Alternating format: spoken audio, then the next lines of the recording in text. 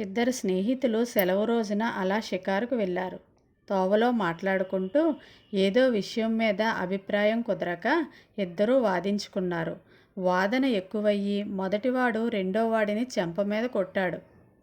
దెబ్బతిన్నవాడు అక్కడున్న ఇసుక మీద "ఈ రోజు నా స్నేహితుడు నన్ను చెంప మీద కొట్టాడు" అని రాశాడు.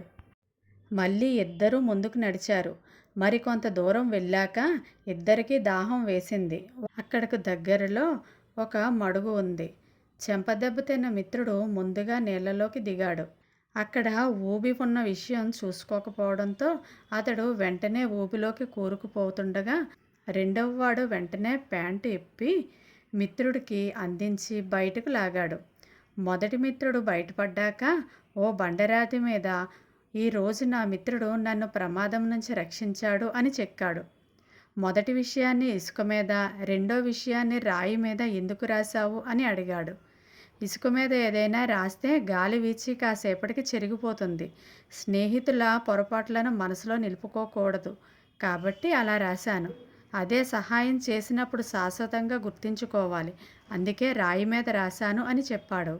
స్నేహితులే కాదు, ఎవ్వరు తప్పు చేసినా క్షమించి మరచిపోవాలి. వారు చేసిన సహాయాన్ని మాత్రం కలకాలం గుర్తుంచుకోవాలి.